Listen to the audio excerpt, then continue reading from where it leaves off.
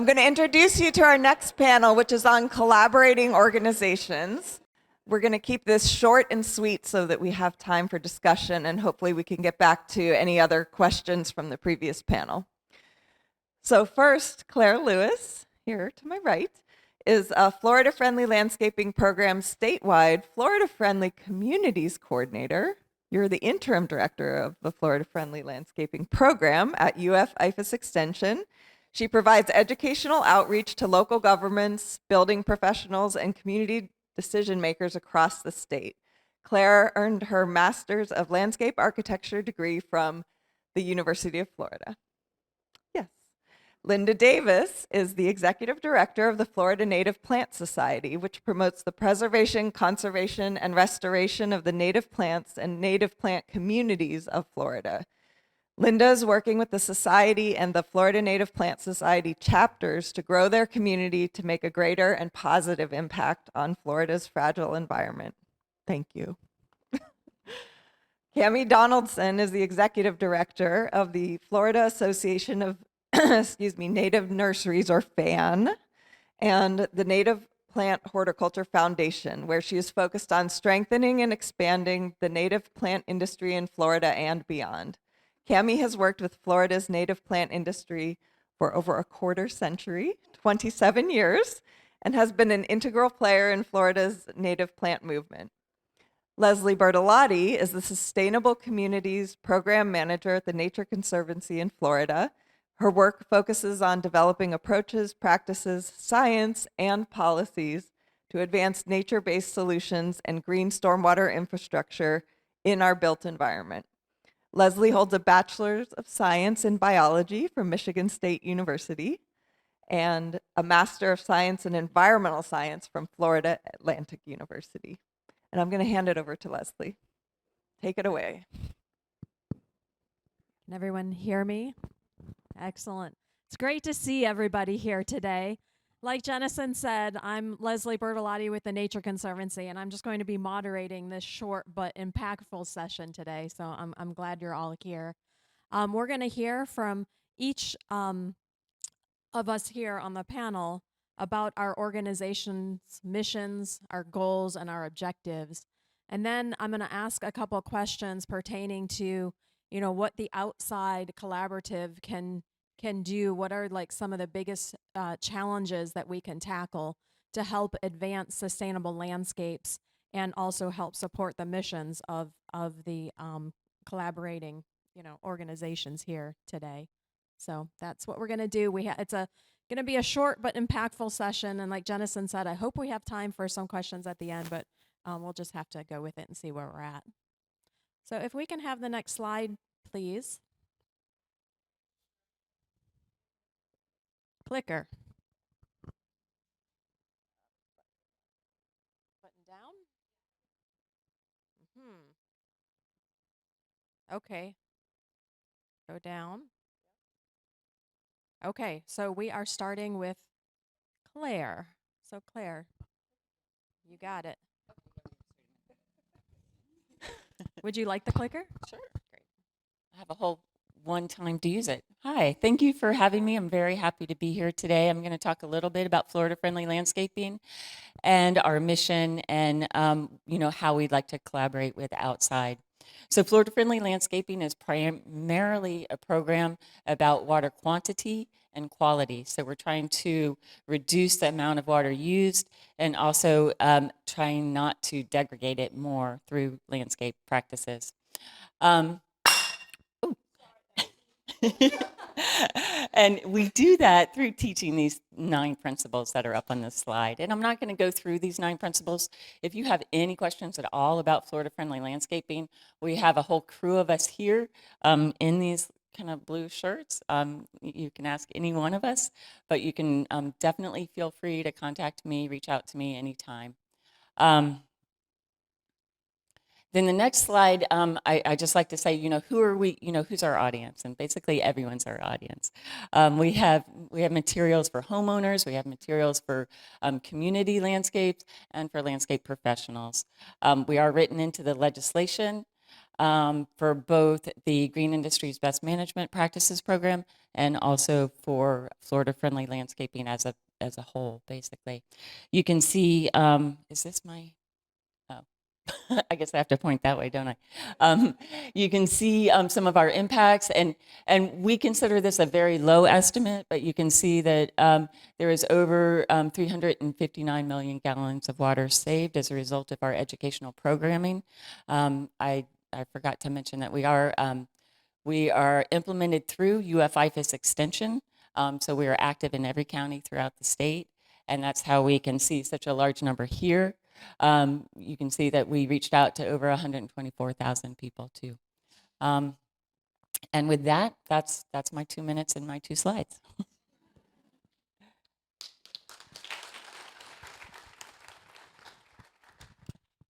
Hi, everybody. Thank you for having me here. My name is Lynda Davis. I'm Executive Director of the Florida Native Plant Society. Our mission is to promote the preservation, conservation, and restoration of native plants and native plant communities of Florida. Our organization has been around for 43 years. And we have 6,000 or over 6,000 members across the state, and that's growing every single day. So we're a thriving organization that stood the test of time and has been here for a while, communicating about native plants.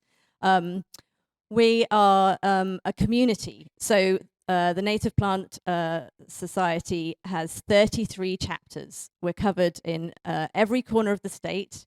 And I represent the society itself and the state, but really a lot of our work is happening every day, every weekend. Volunteers made up of those 6,000 members and more, working with partners in each of those chapter areas to work on conservation, restoration programs. Trying to make it go. Hey, there we go.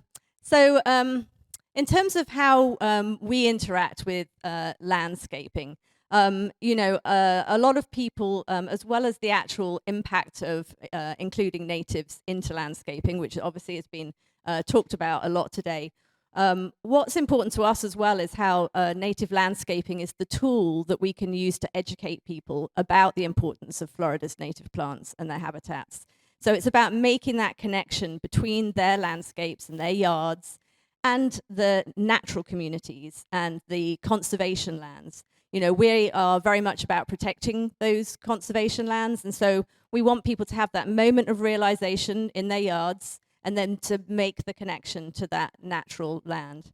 And so the way that FNPS goes about doing this is, like I said, through our community. We have a lot of volunteering opportunities. We communicate via social media, chapter outreach and events. We also do a lot of work with advocacy. We work at a state level and local levels on advocating for greater use of native plants in landscaping. But primarily, what we're doing is educating people. We are doing that through providing tools for people to use. We have a great native plant database on our website that people can access, and that's specifically for native plants for landscaping. We provide lots of publications to our members and beyond. We have an annual conference where we teach people about native plants. And then we also have a lot of just real life hands-on experiences. And that's really what a lot of our chapters are doing. You know, they have demonstration gardens, landscape tours, yard tours, field trips. And it's really about, allowing people that either are new to this or interested in this to make that connection. So yeah, that's what the FNPS does and how we relate to landscaping.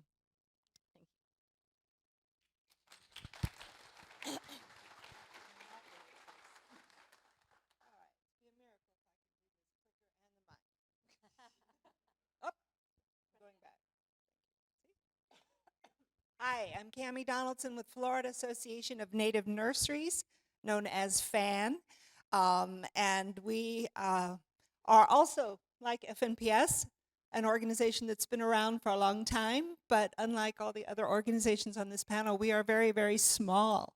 We are the tiniest in terms of numbers of members and budget, but I think we punch far beyond our weight. We were founded in 1986, kind of as a spinoff from FNPS, when a very enterprising, innovative bunch of growers got together and said, you know, we need a Florida Association of Native Nurseries. We need people to grow these plants commercially. But the growth has been very small, slow, but steady. We have 150 business members across the state. About half of those are growers and retailers. The other half are environmental specialists and people that range from landscape architecture to design to installation and maintenance, with maintenance being the very smallest and very critical key component. I say we punch beyond our weight because nothing that you want to do can be done without our plants, and we are the people that bring them to you. I think it was Pierce that had the list of plants that were installed or proposed for the designs at Westland Park, and I looked at that list, and for many of those plants, I could tell you the names of the growers that introduced them and what year they came in. Muley grass, for example, which is so commonly planted, I'm almost sick of seeing it now. I can tell you the year that we featured that and the phone calls I received from people in the traditional trade saying, what is that plant? I can tell you who was responsible for introducing it to the trade, how long it took to become popular, and I've actually started over the last 10 years to document native plant introductions and observe what happens with those, because we have 3,800 species in Florida. We have maybe 200 native species that are commercially propagated in any kind of quantity. More than that are actually grown, but that's a maximum number that would actually be used. And all kinds of things happen, but the fact of the matter is that the diversity of our flora comes primarily from our small operators who are driven by passion. And they also come from the founding of our organization, which was in restoration and not landscape. The native plant industry was a business opportunity in the 80s because we had laws and regulations that required we restore our natural communities. Over time, our industry, our native plant industry, over time is learning how to grow a quality horticultural product and learning how to design and install and maintain landscapes that appeal to people. We have always known how to grow plants that animals and insects like. That's not a problem. But we are learning the other. And as far as how we interact with outside, okay, no, what am I not doing? There, font's too small, but I love everything. I mean, I think this is maybe the third time I've come to outside. Everything that outside is doing, I want to say right off the bat, is fantastic. It's a brilliant strategy, and outside is uniquely positioned to do things that FNPS and FAN, and we're closely allied, so I don't mean to speak for FNPS, but been a member since 1988. I think I can say something about it. Things that we cannot do. We have never been able to bring developers to any table. So that is really critical. I may not want to live in the development, and I may not want the landscape with 30 different species in it. That's not who I personally am. And you would not like my landscape. But I'm 100%, 150% behind what you're doing, because we need that scale. We need to stabilize the market for these plants. They're perishable products. Our growers have to sell the plants when they're ready to sell, period. So we need to have sufficient demand, and this will help greatly stimulate demand. So that's very, very important, and I think what you're doing is a critical piece to grow the pie for all of us, so thank you. We are very focused. Our mission is to lead the horticulture and landscape industry in terms of native plant production, education, marketing, and advocacy.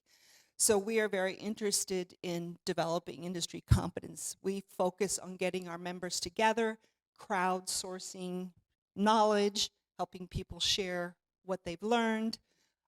We often think we've learned things that we find out 5 years later we're totally wrong, but that's the way that goes. What I have seen over time is when you get people in the industry together, they share information and the knowledge base grows, and we need to keep doing that. We do this primarily through events, where you have an event in Naples, Florida. Next week, we have 100 people from the industry there. We're going to be focusing them on 20 plants because that's apparently the max the human brain can absorb in 2 days. And those are the kinds of things we do. So the thing that I'm most curious about how outside can take its unique strategy forward is how are we going to be able to replicate this elsewhere? I mean, we have a situation where you've got to maintain the water quality here, and I'd love to think that's true all over Florida, but I've lived here all my life, and I know that's not true. So I don't know how this will be replicated. So that's, I like what you're doing. We need to be part of it because you need our plants, because we're the ones that introduce them. Very few native plants come into this trade if they don't start with fans. So.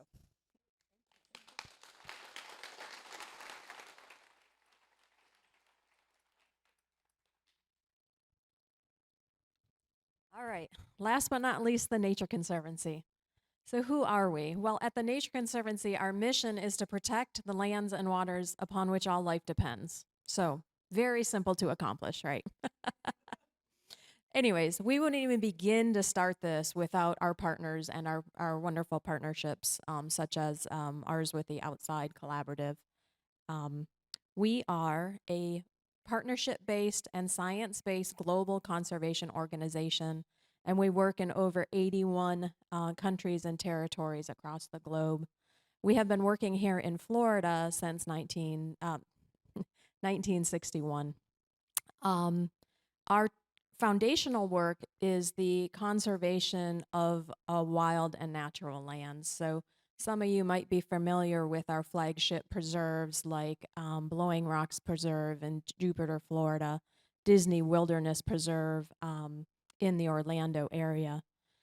But along the way, we also started tackling some of the bigger global challenges that nature and people face, like climate change, like the loss of biodiversity that we're seeing, but also the idea of where we develop or maybe where we don't develop, right? And how we develop when we do.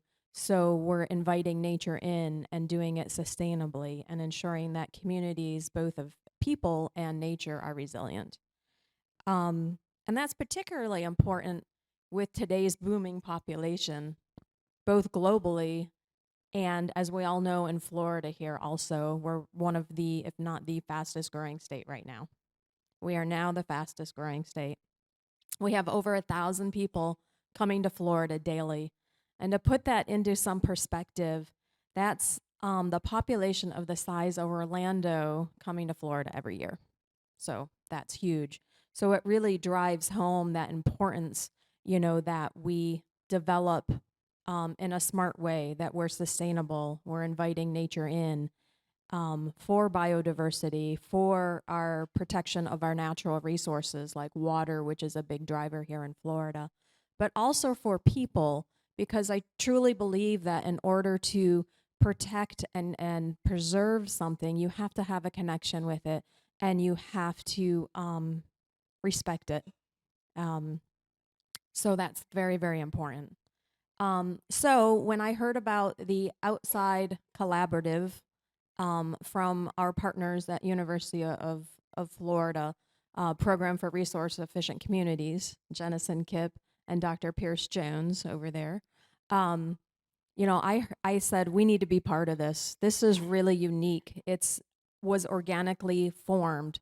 There was no requirement for us to form this, right? We are cross-sector group of folks that have come together, and that we understand the importance of landscapes within our built environment that invite nature in, that promote biodiversity and that conserve our natural resources. So we are very fortunate to be part of Outside. Thank you.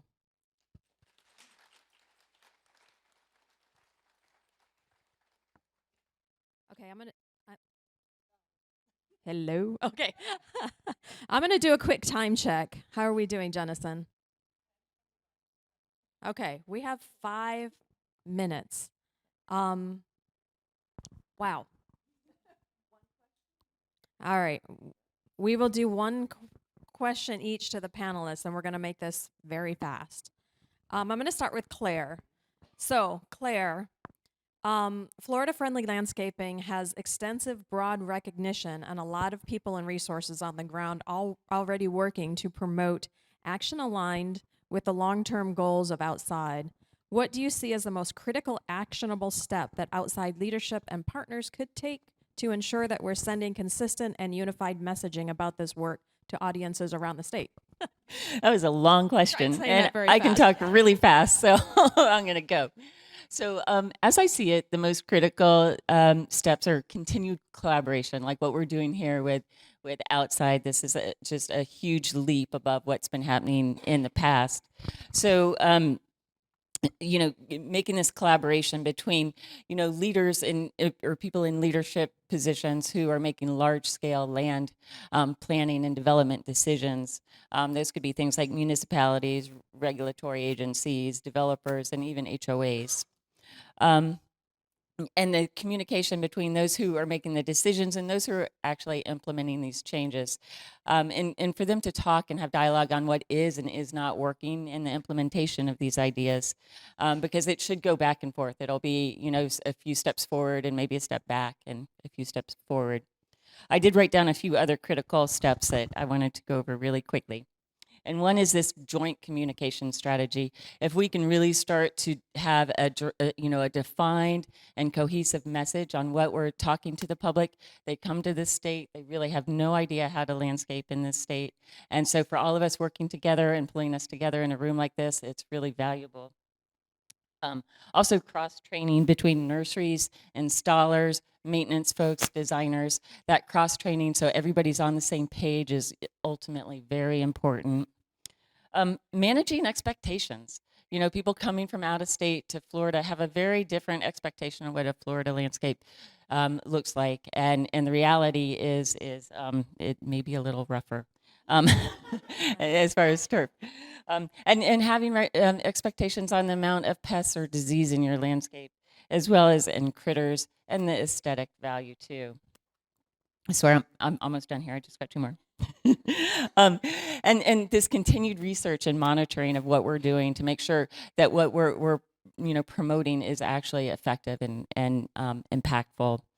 And then telling our success stories. We really do need to tout everything that we're doing right, because there's a lot of mixed messaging out there. So let's get our stories out, tell them, in a way that really can grab a hold of people. Like what Dr. Taylor said earlier, one irrigation event equaling an 8.25-hour shower. That's like something I think we can all really understand and get behind in our educational programming. The last one is just leveraging our joint resources. The amount of knowledge in this room right here today is pretty astounding. And, by leveraging all our knowledge and our kind of joint missions, I think we can really take this to the next step. Thank you. Excellent. Thank you. Thank you, Claire. Yes. I should have expected that, right? Yes, a long answer to a long question. All right, the next question is for Lynda. Lynda, what can we do together to shift the conversation from a false narrative of natives are good, non-natives are bad, to one that captures the transect of opportunities for increasing overall landscape value for residents, ecosystems, and businesses by expanding uses of natives in new urban landscapes? Another long question. Jennison. I mean, obviously, Claire's dealt with a lot of the ways that we can be working together, and on a shared communication strategy is something that's really important. But just to address the narrative of native natives being good and non-natives being bad. You know, I assume that most people in this room, you know, understand that natives are better. And, you know, non-natives, whilst they might not be bad, are entirely passive. You know, there's nothing that, if you could make a choice to add to your environment, why wouldn't you make that choice? And the reasons people don't make the choice is they don't know that it is a choice. They don't have access. It's expensive at the moment. And so it's all of those systems. And so we know that there's a lot of work, obviously, that has to be done to address that. Importantly, I want to address invasives. So when we talk about what is bad, invasives, you know, the fact that big box stores are continuing to sell invasives is a problem that we're trying to address, and the way that, you know, how something can be listed as invasive and yet still be readily available is a challenge that needs addressing. But really, through communication and education is how we're going to, you know, mostly tackle this. So, you know, when we're talking to homeowners, you know, I know we have 6,000 members. Some of them are in the room today. They all, most of them have native landscapes in their homes. We have a wealth of information. We have a landscape awards program which celebrates excellence in landscaping with natives. So, you know, we need to be using those examples. And then, you know, we do work in partnership. I work with, you know, all of these people to improve that storytelling, really, to these communities and to people about how they can better use native plants in their landscape. I don't think it's a good or bad. I think it's, yeah. Excellent. Excellent. Thank you, Lynda. I have to pause because apparently they're turning my mic on and off. And your point about, you know, invasives is really, really important because you're right. Those ones we have to watch out for. I was walking through my community the other day and noticed that someone had planted a whole bunch of mother-in-law's tongue. And I was just like, oh, no, you know, but yeah, I'd have to probably do a little education there.